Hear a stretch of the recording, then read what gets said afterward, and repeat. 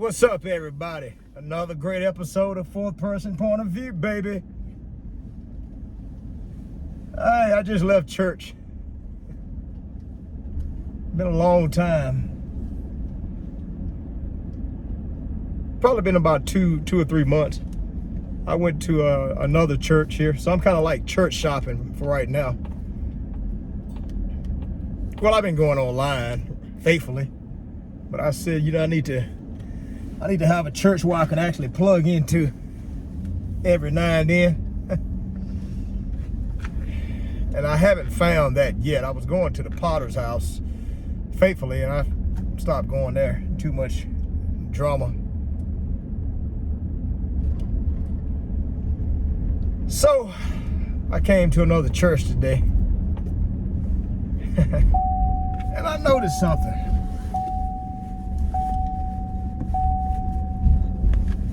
I think I was the only one in there with a Bible. So this is my Bible here. I read this Bible. I try to read it every day. It's a King James Study Bible, 2nd edition. But I noticed that when I was in the church and the pastor was going over Bible verses and scriptures and stuff, hell, everybody was scanning on iPads and phones. And I was like, good God.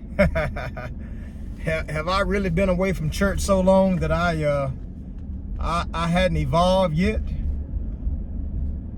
Or have I been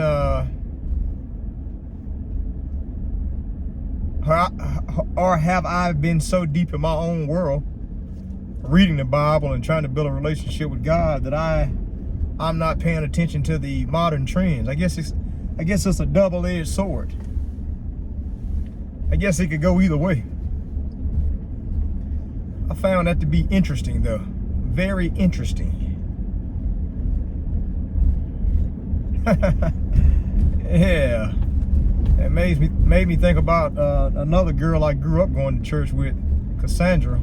I went to another church about 2-3 months ago. The last church I went to, which was in South Dallas, a church that some lady I met, and she invited me to that church, and I went, and coincidentally somebody from my hometown was there. But I remember she said, I saw you walking with your Bible, and I didn't think nothing of it, but I was like, damn. Was she telling me that she saw me walking with my Bible, as in I'm walking with a book that don't nobody carry to church anymore? That made me think about that when I was in church just a while ago, because I had this same Bible with me, and I take it to because I be wanting to read along, or I might want to highlight something. And the bad part about it, I noticed that when he was in there calling out like Psalms and 2 Corinthians and Peter, I was a little rusty. I couldn't even turn to the scriptures quick enough, which I don't know how that could be interpreted, because when I'm at home reading, I usually go at my own pace. And I remember as a child, my hometown church friendship, I know Reverend Larry had us to memorize all the Bible verses. I mean, not all the Bible verses, but all the books of the Bible one time. And I guess that's what he was doing. But yeah, I thought that was kind of interesting, though. So are Bibles out of date?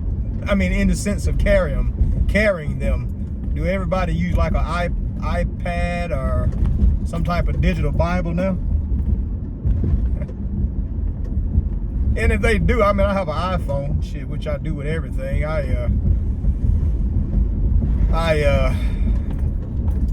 can just carry my iPhone in there and Google the verse, which is what I did after I couldn't find the book of Peter and the book of Corinthians. And I just happened to look ahead, and I noticed everybody was swiping and stuff. I'm like, wow. Let me get it together here. Just something I thought was interesting. But I do feel good going to church, man. I gotta find me a church that I can actually go to, because I've been going online faithfully. Like, I go faithfully online. Like I listen to Tony Evans. I listen to a guy named Paul Washer, Paul Washer's in another different state, but I like him. I listen to another guy named Dwayne, who's I don't know if he's got a podcast, but he's got a great podcast, and I know he has an academic background in Bible studies. He's always reading from the Bible, which I like listening to him because he's a cowboy. Well, he's a wrangler. So, but I do have to find me a in-house, in-person church. I think next week, Lord willing, I might go to another church, because I was in the mall and some guy just randomly gave me a card. He was with his children there, and he said, "Here you go, brother." I was like, "What you got?" He said, "Come visit our church," and it was in Prosper, Texas, which I didn't throw it away. I kept it, so I'm gonna visit him. But that's kind of like what I'm doing here. That's what I'm on the hunt for. Finding me a good church I can go plug into. Now that church I just left, my sister's crazy self is the one that recommended that one. And I have been going to that church online for about the past month or two, about 2 months actually. And it's a pretty good church. It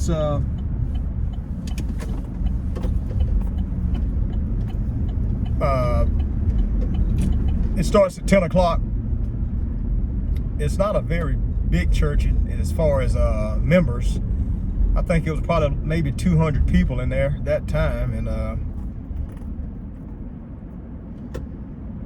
you had the traditional elders in there. I could tell by the gray hair. And then you had the older people, and then you had a few kids running around. And the preacher looks like he's about 75 years old. But I like him because he doesn't do all that theatrical BS like hooting and hollering and trying to entertain you. Kind of like he just give you a simple message, and then he just left the pulpit and walked to the door, and we shook his hand. I actually shook his hand. He asked me what was my name. So we talked for about 2 minutes. But I like him because he don't, like I said, he don't do all that theatrical nonsense and stuff, and there's not a lot of talking going on. And actually, one thing about that church right there that I did like, they have a televised, that service there is televised, but they don't take the camera and pan it through the audience trying to let you see the members and stuff. They just keep it right on the preacher, and then he's not walking back and forth, so they're not panning. They just got like a camera back there. They turn it on. He actually made a joke today. He said, "Turn my monitors on," and he said, "You gotta listen, you gotta watch me." And so I guess that's what he was meaning, which usually when I'm at home, it's 10 o'clock on the dot, and then at 11 o'clock, bam, it goes off, which is why I like it. So I'm gonna definitely go back. I might not go next Sunday, but I'll take a break and go back and watch them online if I don't go to that church in Prosper, Texas. But that's kind of like one of my to-dos, man. And I realize that I got personal opinions about religion right now in church, and I'm the type of person, I'm not too caught up in the stupidity and nonsense where I'm kind of disconnected from all that BS. So I just need to go myself. As long as the preacher ain't with the BS, I'm good. Now, a member being stupid, I'll tell the member something godly and let them know that all power is in these hands. But if the preacher's a pretty standard person and not with the nonsense, I just go there and listen to the word, take a few notes, and I go back home and study it. Because I do realize myself, when I do plug into a church, or the more I do read the Bible, it kind of gives me spiritual sustenance. It gives me that spiritual nourishment I need with mental nourishment, because that's one of the biggest problems in the United States today. America is suffering from a lot of spiritual, there's a spiritual decline, which is why people, I guess I could word that a different way. spiritual negligence, I guess would be a better word. So you got a spiritual negligence, and people are starving. That's why people are focused so much on materialism. And another thing that I see is we get people who are dumb, dead, and broken, and they create their own system, like the billionaire class. Most of your billionaires are beta males and losers. I ain't gonna call them losers, but I'll say they're most of the guys are beta males, and if you understand that type of hierarchy, I can leave it there. But you got people out here building a platform off something that's not even earthly. You know, it's like you take the weakest man, give him a damn $1 billion, and now you trying to let him make decisions, which really he can't, because it's not what's in him, if that makes sense.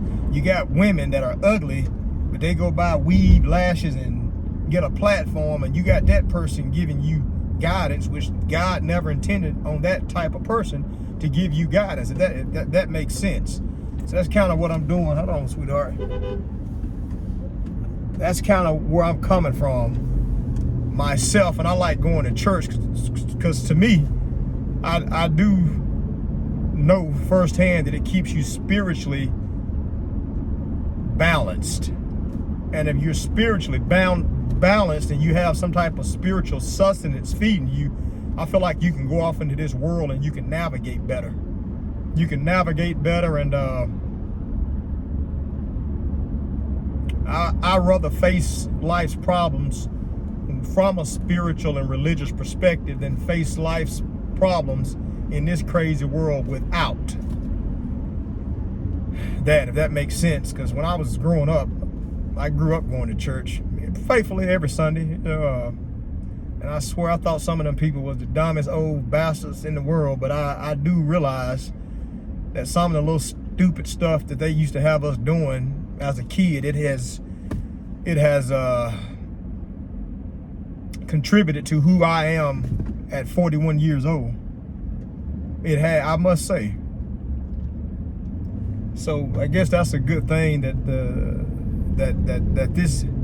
this has been inculcated into my life, and at 41 I want to keep it there. Yep. So I guess that's the question of this podcast, this video though.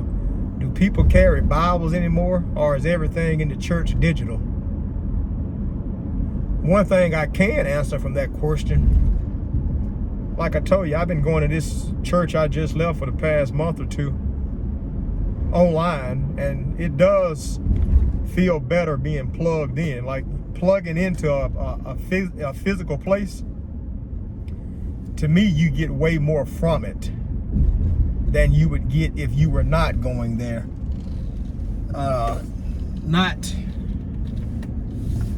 Not being able to go there physically,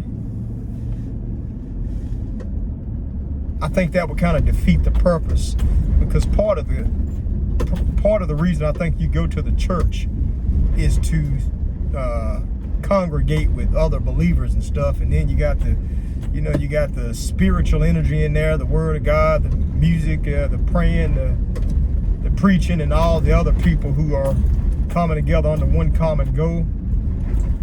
Yeah. So I think that's what you can get from that. Not my opinion though. But I do feel good that I went, and I will definitely go back. I'm gonna see if I can actually go. Hopefully I'll find a church that I can really call my own, that doesn't have a lot of stupidity. And somebody might argue, well, I was talking to this little chick that invited me to that other church, which I went to, and she was like, a real man can find a church. I was saying to myself, shut up, duck. That ain't how that works. And I don't try to explain nothing to a dumb person, especially a woman. But what I'm basically saying about finding a church, I have to find one that fits my personality, because everything is not for everybody. Just like the Potter's House. I liked the Potter's House at first, but the more I went to the Potter's House like faithfully. I never became a member, but good church. at one point in my life, but it was too much drama in the sense of I'm not coming to church to see celebrities walk around or for you to have celebrities there, and then that attracts a certain type of member. Like I said, I don't believe there's nothing wrong with slapping the hell out of a dumb member, because if you got the devil in your heart, I'll put God in your life in Jesus' name. Like, seriously. But I don't want to go to a church where you got too many people going there for earthly reasons. That's not what a church is for, in my opinion, which I think it's factual. I don't think that's what church is for. So I think if the president came to your church, I mean, I understand you got the president there. You know, you're going to acknowledge him and he's coming for a purpose. But outside of that, everybody else, professional athletes and all that, in God's house, they're nothing. Like, they don't even have a place. And I feel like if you're gonna run that church properly, I feel like everybody should be under one accord and all there for whatever message God's sending through that pastor. That makes sense, because that should be all spiritual, nothing physical. So a damn NBA player or NFL player in God's house ain't nothing but an ant. And if I was an NFL player, I would think the same way. Like, if I was an NFL player, I would not go to church and expect the preacher to be acknowledging me every Sunday, because I ain't going to your damn. I mean, that's not what that's for, in my opinion. I mean, that's not what that's for. Yeah, that's not what that's for. So that's what I meant when I was telling that dumb woman about I gotta find a church to fit my personality. I like that one there for that reason, but I mean, this is my first time actually going. I think they start at 9 and they get out at 11, so I'll definitely go back. But yeah, I'm looking for somewhere where everything is going to be by the Bible, no extra, no nonsense. I mean, we ain't trying to be taking up 3 or 4 offerings. I ain't got time for the preacher to be talking about he need 1,000 people to give $100. Yeah, because I don't want to have to stand up and tell him God told me to tell you to go get a job, boy. So that's kind of like where I'm coming from with all this here. Yep. But I feel pretty good though. So I'm gonna log off here, and it's about lunchtime, which is kind of normal. That's a good time to get out of church, right at lunch. Right at lunchtime. So tell me what y'all think. I actually was, well, I won't talk about that right now. I was finna reference another video that I watched about church. But I wanted to say too, I'm told that church numbers are declining right now. Straight up. I'm told that they are declining. They said that the younger generation does not go as much. I've never really looked into it. It's just something I came across on YouTube with some type of Bible scholars were talking about it. So I don't know if they had some type of data set that